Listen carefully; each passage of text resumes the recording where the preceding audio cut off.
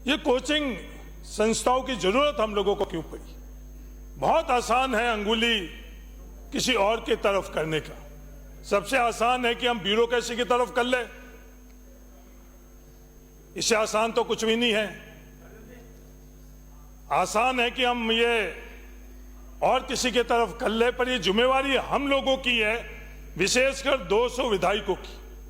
हम लोगों की प्राथमिकता की विफलता के कारण ये कोचिंग इंस्टीट्यूशन की व्यवस्था इस राजस्थान के अंदर हुए। कोई दोषी नहीं है सभापति महोदय, हम लोग दोषी है, विधायक लोग दोषी है। जो परीक्षा प्रणाली हम लोगों ने नौकरी प्राप्त करने के लिए तय करी है राजस्थान ने, उसके लिए हम किसको दोष दें? क्या वो परीक्षा प्रणाली के लिए हम किसी और को तय करें? क्या इस तरह की परीक्षा प्रणाली हम लोग तय नहीं कर सकते हैं? ये हमारे बहुत ज्ञानी मंत्री महोदय जी को तो इसमें रुचि नहीं है, पर मेरा निवेदन है कि वो परीक्षा प्रणाली के कारण ही ये सब समस्या है। क्यों हम बच्चों को कोचिंग संस्थाओं की तरफ धकेल रहे हैं? ये क्राइम हम लोग क्यों कर रहे हैं? वो परीक्षा प्रणाली को ही बदलाव की आवश्यकता है सभापति महोदय। जो स्कूल का कोर्स है 12वीं तक का और जो कॉलेज का कोर्स है, क्या उसी कोर्स के माध्यम से, उसी तरह के सिलेबस के माध्यम से ये एंट्रेंस और नौकरी सुनिश्चित नहीं कर सकते हम? सबसे बड़ा सवाल ये है, उस पर हम लोग चर्चा नहीं करेंगे। सभापति महोदय, 100 करोड़ रुपए हम लोगों के लिए एक निजी आयोजन करने के लिए है। हाँ, जरूरी है, एंटरटेनमेंट भी जरूरी है, फिल्म इंडस्ट्री भी जरूरी है। राजस्थान दिवस के लिए हम लोगों के लिए 1 सप्ताह है। सदन आगे नहीं चलेगा कि राजस्थान दिवस के लिए 1 सप्ताह हम लोगों के लिए चाहिए। हाँ, राजस्थान दिवस भी जरूरी है। इन्वेस्टमेंट के लिए हमने हजारों करोड़ रुपए और हमारी पूरी की पूरी प्राथमिकता इन्वेस्टमेंट कर ली, पर इन नौजवान, जो राजस्थान के नौजवान हैं, राजस्थान के विद्यार्थी हैं, इनकी प्राथमिकता हम लोग कब तय करेंगे? मेरे को बहुत अफसोस हुआ सभापति महोदय, जब हमने इन कोचिंग संस्थाओं के माध्यम से हमारे परिवार के बच्चों को एक इंडस्ट्री के रूप में हमने देखा। यहां बहुत ज्ञानी एमएलए कहते हैं 7,000 करोड़ की इंडस्ट्री है। ये इंडस्ट्री नहीं है, मैं शब्द का उपयोग नहीं करना चाहता हूं। जहां हम लोग धकेल रहे हैं 50 लाख विद्यार्थी राजस्थान के हम लोगों ने कोचिंग संस्थाओं की तरफ धकेल दी। नौकरी राजस्थान में हम लोगों ने कितनों को दी? 8 लाख सरकारी नौकरी है राजस्थान में। हम लोगों के नागरिक कितने हैं? लगभग 8 लाख से ज्यादा। 1% नौकरी है। ईमानदारी हम खुद नहीं रख रहे हैं। हम जो 200 विधायक और हमारे द्वारा सरकार बनाई गई है, हम लोग नहीं रख रहे। कई परीक्षाओं के अंदर एक सीट है सभापति महोदय, 1 सीट, और वो विद्यार्थियों को पता नहीं कि उसकी कैटेगरी की 1 ही सीट है जिसपे वो एलिजिबल है, पर वो विज्ञापन और जो टोटल जो संख्या है उसके आधार के ऊपर वो कोचिंग संस्थाओं के तरफ जा रहा है। 7,000 करोड़ की नहीं है कालीचरण जी। कम से कम एक विद्यार्थी को 2.5 लाख रुपए आगे लगे, नहीं तो 5 लाख रुपए लग रहे हैं साल के अंदर। 5 लाख के अंदर 25,000 करोड़ रुपए, और 2.5 लाख ही मान ले तो 12,500 करोड़ रुपए किसके हैं? ये बड़े बड़े जो विज्ञापन आए आज हम लोगों के यहां प्रतिष्ठित है अखबारों में, वो किसके हैं? वो आम राजस्थान के सामान्य मध्यम वर्ग के और गरीब परिवार को पैसों के माध्यम जरूर हम लोग हैं, और कोई दोषी नहीं, हम लोग दोषी है। कोचिंग संस्थाओं को हम दोष दे रहे हैं। मेरा निवेदन है कि ये व्यवस्था हम लोगों को बदलनी पड़ेगी, और ये व्यवस्था बदलना, कोचिंग संस्थाओं को रेगुलेट कर ये व्यवस्था नहीं बदल सकते हम लोग ये परीक्षा प्रणाली में कैसे सुधार कर सकते हैं?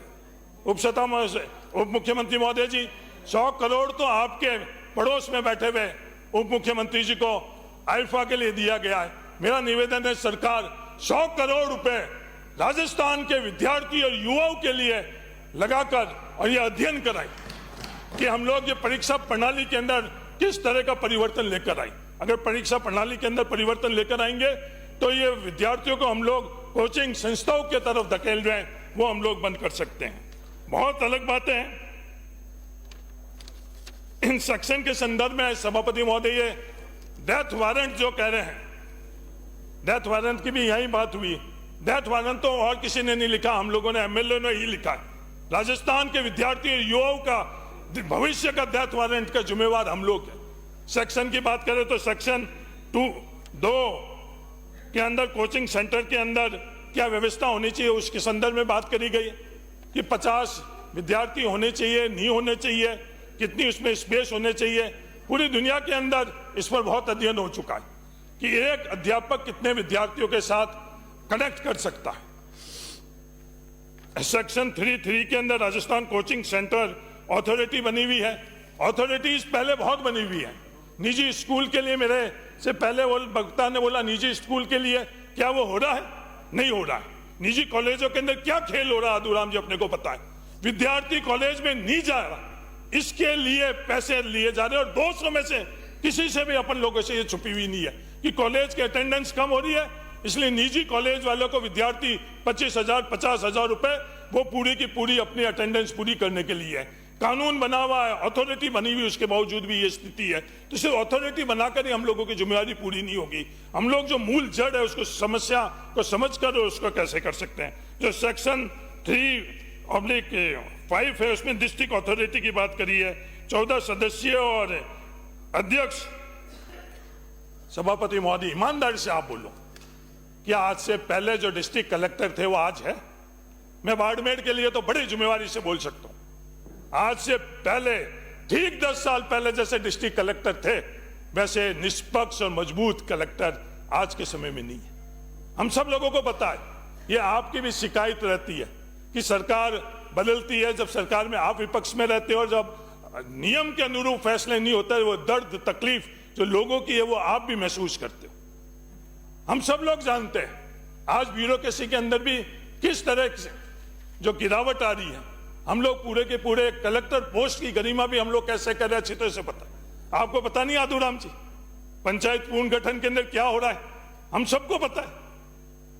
और वो की वो जब हम लोग सब ये जान रहे हैं, उसके बावजूद भी ये पूरे के पूरे हमारे विद्यार्थी और युवाओं को उन्हीं के हाथों में दे रहे हैं। जो हंस रहे वहां हुआ है वो का वो हंस रहा, सब कुछ जानते हुए हम लोग उन लोगों के लिए दिए जा रहे हैं। तो ये डिस्ट्रिक्ट लेवल की कमेटी के संदर्भ में हम लोगों को वापस सोचने की जरूरत है, क्योंकि हम सब लोगों का अनुभव है। बोलता कोई नहीं, स्वीकार कोई नहीं करता, मैं स्वीकार कर रहा हूं। सभापति महोदय, सेक्शन 6(2) के अंदर सो मोटो निरीक्षण की बात करी गई है।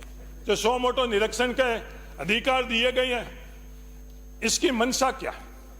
सभापति महोदय, ये पूरा का पूरा जो ये बिल बना हुआ है, ये बिल जो मुझे समझ में आ रहा है, ये बिल बड़े कोचिंग सेंटर के संरक्षण के लिए, जितनी मेरी समझ है। छोटे जो कोचिंग सेंटर है वो का वो मॉडल जो क्रॉनिक कैपिटलिज्म के अंदर बड़े उद्योगपतियों के लिए है, कहां जाने अनजाने के अंदर। मैं दोनों उप मुख्यमंत्री जी आपके इंटेंशन के ऊपर भी नहीं कर रहा हूं, आपके ब्यूरोक्रेसी पे भी नहीं कर रहा, पर इसका नतीजा क्या होगा? बड़े कोचिंग सेंटर को संरक्षण मिलेगा और छोटे कोचिंग सेंटर, और हम दोष दे रहे पेरेंट्स को, पेरेंट्स का, परिवार को कोई दोष नहीं है। हम लोगों ने जो लक्ष्य रखा हुआ है, नौकरी के लिए लक्ष्य रखा है, उन संस्थाओं का एडमिशन के लिए, उसको प्राप्त करने के लिए हर कोई दौड़ रहा है। जो लक्ष्य हम लोग यहाँ विधायक के तौर पर रखा हुआ है, जो व्यवस्था कर रखी है, उसके लिए हम लोग नहीं दौड़ते। उसके लिए किसको दोष दे रहे हैं?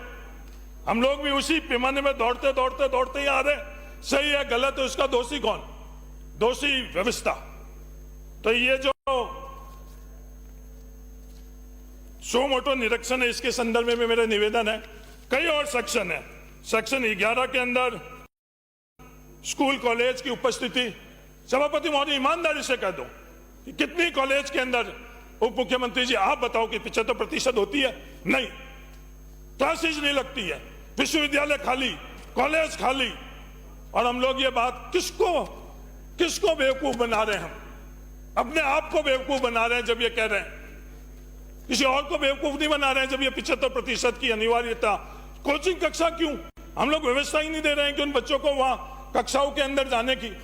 तो हम बेवकूफ अपने आप को नहीं बनाई, दुनिया को बनाने के लिए हम प्रयास जरूर कर लेते हैं, पर अपने आप को, सदन को तो कम से कम हम लोग बेवकूफ नहीं बनाई। सेक्शन 11(2) के अंदर कोचिंग कक्षा में छात्रों की संख्या के संदर्भ में भी बताया गया, उसके बारे में भी हम लोगों को वापस से करना चाहिए। सेक्शन 11 के अंदर है 10 से ऊपर की कक्षाओं के बच्चों को लेना चाहिए, पर सभापति महोदय ईमानदारी से आप करो, जो बच्चे अपने माओ और परिवार के अंदर जिस वक्त पलने चाहिए, हम लोग उनको किन स्कूलों में भेज रहे हैं? कहां भेज रहे हैं हम? किड्स स्कूल के नाम पर हम लोग क्या क्या कर नहीं रहे हैं? उन बच्चों का बचपन खत्म कर रहे हैं, उन विद्यार्थियों और नौजवानों की योग्यता खत्म कर रहे हैं। इन जो कोचिंग कक्षाओं के माध्यम से जो नौजवान निकलता है उसके बाद में किसी के लायक नहीं रखते रहता ही, हम लोग उनको अंडर एम्प्लॉयमेंट की तरफ धकेल रहे हैं। जो कुछ भी स्किल उन लोगों के लिए चाहिए वो स्किल उन कोचिंग कक्षाओं में भी नहीं मिलेगी, वो स्किल हम कॉलेज और विश्वविद्यालय के अंदर भी नहीं दे रहे हैं। तो विद्यार्थी जाए कहां? और इसकी जिम्मेवारी है किसकी? सभापति महोदय, समय कम है, इस काम के लिए समय कम है।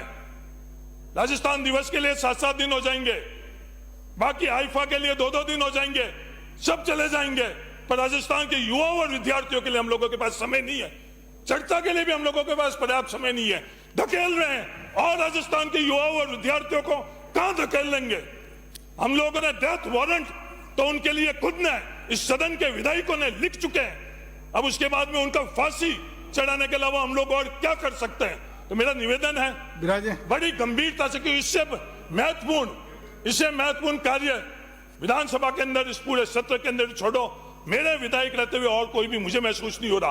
बिना पानी हम लोग जिंदा रह गए, बिना अनाज हम लोग जिंदा रह गए, बिना पानी अनाज में मालवा में जाकर हम लोगों ने जिंदा रह गए। पर जो ये विद्यार्थी है, नौजवान है, इनके लिए हम लोग क्या कर रहे हैं कि जिम्मेवारी हम लोगों की नहीं है। मैं आपको दोषी नहीं कह रहा हूं, मैं खुद भी दोषी हूं इसके अंदर। तो अपन सब लोगों को गंभीरता से इसके बारे में अध्ययन करना चाहिए, सेलेक्ट कमेटी के अंदर भेजें। मेरा निवेदन है सभापति महोदय, मेरा निवेदन है इसको प्राथमिकता मिले। जिस प्राथमिकता से हम एमएलए बनने की प्राथमिकता रखते हैं, जिस प्राथमिकता से आप पूरी जो संविधान की भावनाओं को खत्म कर अपने आप जो कैबिनेट की सदस्य भी अपने आप को समाप्त कर और जिस प्राथमिकता से मुख्यमंत्री जी की जयकारा अपने राजनीतिक संरक्षण के लिए करते हो, वैसा की वैसा संरक्षण इन विद्यार्थियों के, युवाओं के लिए ये सदन है। और पूरा एक सत्र, सभापति महोदय, 1 घंटा नहीं, पूरा एक सत्र राजस्थान के और विद्या जोगाराम जी, मैं हाथ जोड़ता हूँ आपके साथ, पूरा एक सत्र राजस्थान के युवाओं और विद्यार्थियों के लिए अंकित करो, और तेरी और मेरी के लिए नहीं। कैसे हम सब लोग मिलकर राजस्थान के विद्यार्थियों को हम लोग सफल कर सके, उसके लिए एक सत्र दो। मेरा तो ये निवेदन है। अभी सेलेक्ट कमेटी में इसको भेजो, सेलेक्ट कमेटी से भी कुछ नहीं होने वाला है। सभापति महोदय, जब मैं आ रहा था, मेरे खुद के भाई परिवार के बच्चों ने बोला क्या कर लोगे, कुछ नहीं होने वाला है। मेरा पारिवारिक आयोजन है, उसमें आप रहोगे तो मैं खुश रहूंगा, तो मेरी मदद करूंगा। ये विश्वास का स्तर हो गया है, इस गंभीरता को आप समझो। धन्यवाद, जय हिंद। और मैं धन्यवाद देता हूं, जैसे अनीता जी पर स्पीकर महोदय की नजरें थी, वैसे ही आप पर मेरी नजरें रही है। इसके लिए आपका बहुत बहुत धन्यवाद। धन्यवाद, जय हिंद, राम राम। आपकी सबके सहयोग कर रहा था मैं बैठ के।